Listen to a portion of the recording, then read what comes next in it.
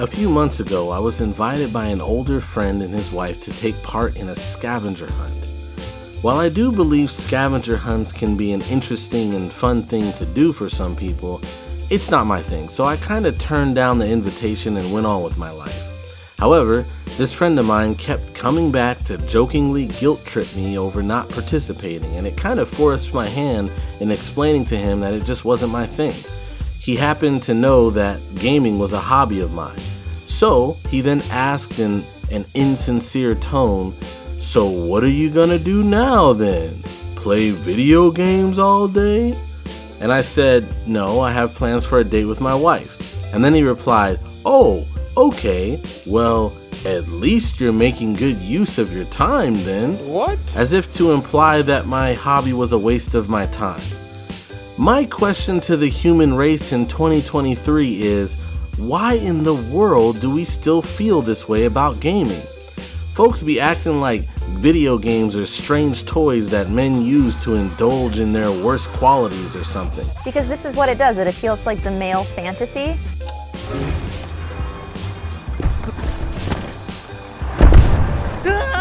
Like as if playing a video game is like using some sort of weird man-baby drug that comforts us by causing us to lose a grip on reality. And while I don't necessarily agree with everything that's come out of gaming culture, I do know this: video games are art. Now, there are video games out there that I will admit I cannot and will not defend. I'm tired of having these stupid conversations with adults who should know better, who keep associating my hobby with first-person shooters, especially ultra-violent ones. Disclaimer for anyone watching: if that's something you're into, that's your opinion, I just don't share it. Associating gaming with one single genre is like saying I don't watch movies because I hate action and romance. It's dumb, and while there is a lot of action and romance put on the big screen, we can all agree that it shouldn't apply to an entire medium of entertainment. So, are video games a waste of time? Kimmy and I decided to tackle this subject because video games have sort of been important to us as a couple. As a matter of fact, what I didn't tell my friend in my earlier story was that our planned date at the time involved playing video games together. I guess I was really making good use of my time then, huh? Check it. Whether it's your first time or you need a retreat, this is your place for video games and fresh beats. LBnMie, Last Benevolence and Kimmy and me. There are cozy games, cute games, action games, puzzle games, racing games, adventure games, hunting games, and story-driven games. Some people consider video games a pastime for lazy people. But you know what? It's all a matter of personal opinion, and I don't want to argue about that. I just want to share with you that there are actually a lot of games for everyone. Yes, everyone. Video games aren't just for kids. Why do you think there are some that are rated E for everyone? Just look at this scene from a mature game that we've played. Max, seriously, don't come near me. I will jump. Okay. I'm right here. Kate, please. Oh, Max, I know you want to help me. I love that you stepped up to David, but it doesn't matter now. Nothing matters. You matter, and not just to me. I do want to believe that. Kate, your life is still yours, and we can get through this together. Let me help. How could you say that this is just for kids? As for me, I'm married and I'm in my 30s, but I love cute games like Link's Awakening. It's a super adorable RPG game with a captivating story and cute characters. The non-playable characters interact with you, and there's even a telephone booth to help you keep track of your progress. The puzzle style in this game really caught my attention, and I managed to beat it in just 2 weeks. Another cozy game I enjoy is Stardew Valley. Even though it has pixelated graphics, it's the best. You can have your own farm and manage everything just like in real-life farming. You can also talk to and befriend the people in the town, play mini games, travel to different areas, and even get married and have a baby. Each character in the game has their own unique story, making it quite captivating. I love that it also has a cooperative mode so you can have a cabin for your friends to join in on the fun. If you're looking for a great game to play as a couple, regardless of age, I highly recommend It Takes Two. It emphasizes the importance of working together and is fantastic for siblings too. Animal Crossing is another popular game with no age limit. Sakuna of Rise and Ruin. It offers simple platforming and is fun game to play. For those who seek adventure, Monster Hunter offers an epic battles against gigantic monsters in stunning environments. It was challenging for me at first, but with the help of my husband and friends, it became really enjoyable. Divinity Original Sin 2 is a strategic game with great graphics and a deep story with a huge world packed full of lore. If you want to explore an open world online RPG, Phantasy Star Online 2 New Genesis can be a great choice. Creating your own character is especially exciting if you're a beginner. The Xenoblade Chronicles series features a real-time action-based battles and encourages players to freely explore open-world environments. Story-driven games like the Batman Arkham series and Life is Strange are ones I enjoy watching my husband play. It's like watching a movie when he's playing, and I can still communicate with him while he's playing and making choices in the game. Even if you don't know how to play video games, you can still have fun and exercise by playing games like Just Dance. It's as simple as holding Joy-Cons and following the dance moves. There's a wide variety of games out there for everyone to enjoy, regardless of age or experience. Okay, so you have three forms of storytelling art that we usually consume, right? Movies and TV shows, which are pretty much the same thing, books, and then you have video games. Yeah, sometimes music involves storytelling, and so do stage plays, but we're focusing on the main three that people consume. Still, there are some people who believe that video games don't belong on that list. But you cannot tell me that video games are not real art until you've at least played a single Vanillaware game. Do you see this? Do you realize what kind of painstaking work goes into these games? Each frame of each character, background layer, item, and enemy are all hand-painted. It's like as if Da Vinci decided, hey, I'm not gonna just stop at painting Mona Lisa, I'm gonna paint her family, her associates, allies, enemies, and every single place she goes to or has been to, and I'm gonna animate every single one of them. One could describe these games as hand-painted pieces of art in motion. If you were to simply take a screenshot of a single frame from a Vanillaware title, you could easily hang it up on your wall as a decoration.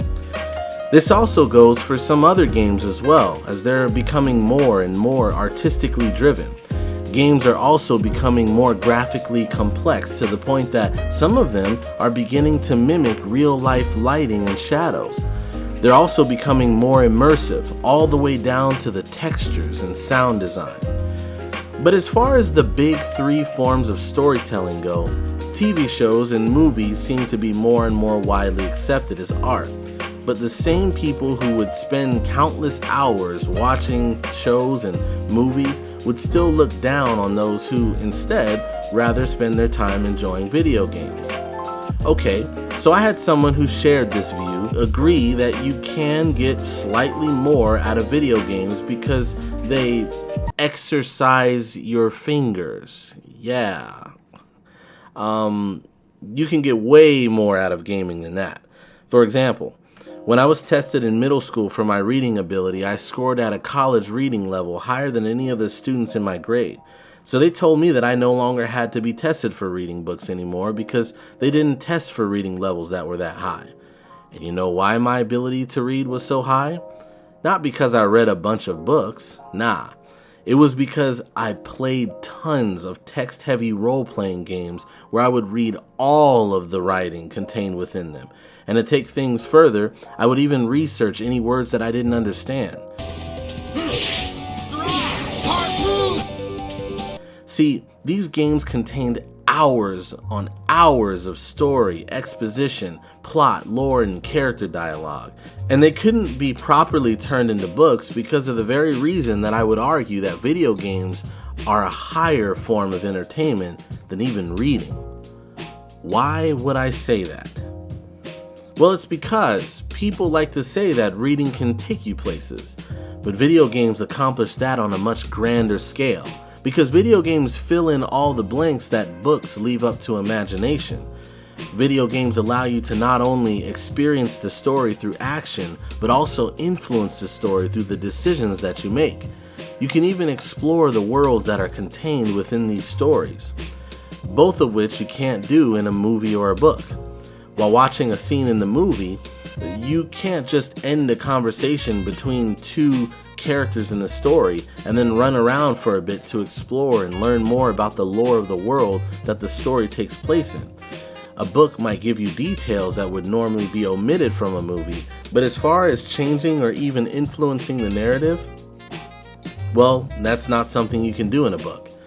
Unless we're talking about a choose-your-own-adventure book, which, while those are interactive, not many books are written that way, and even they come with serious limitations.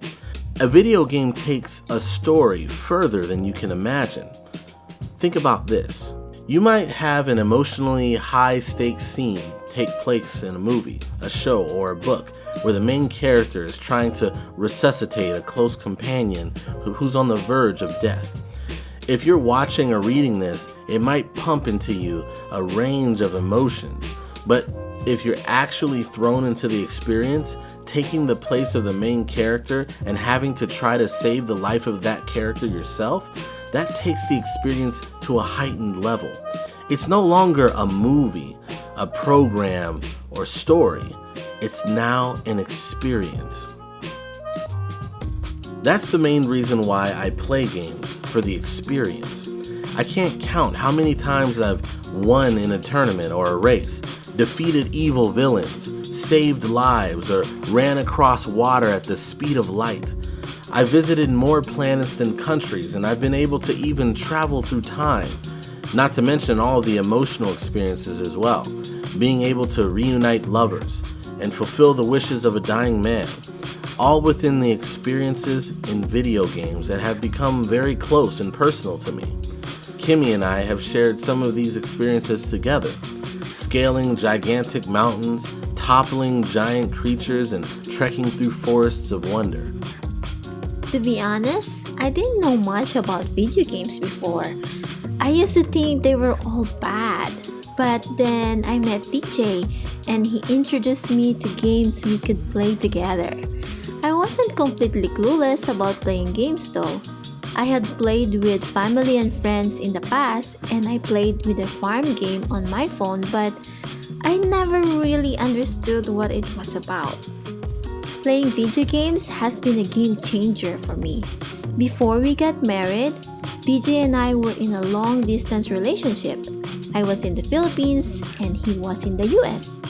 And what helped us to spend quality time together? Video games that we could play together online. I love watching movies, but you can't really get to know someone by watching a movie together. Getting to know another person takes communication. Having good communication is not just important for me and my husband, but for everyone. What makes video games special is that they can help people share experiences together that they would not in real life, and they can also promote a good teamwork and communication. Try playing one of the Overcooked games with a friend and see if you can get just one good score without saying a single word to each other. Playing cooperative role-playing games has been a great help for both of us too. We enjoy laughing together, even in serious games, and they test our thinking and problem-solving skills. Video games have also helped me improve my reading comprehension skills. The stories in video games are amazing, and they are sometimes even touch my heart. Sometimes I get emotional while playing.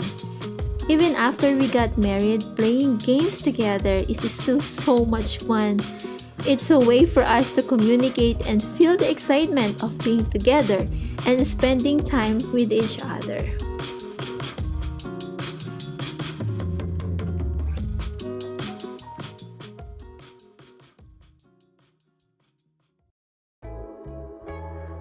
If you made it this far into the video, we just want to say thank you. In case you didn't know, Kimmy and I are also developing our own games too. Whether you want to help fund our game development, help me as a struggling musician, or just buy us some coffee every month for making videos like these, you can become a Patreon supporter. Shout out to our Patreon supporters, Anthony D'Estello, Cloden, Proto Buster Sword, Ben Romer, and DMarque Davis.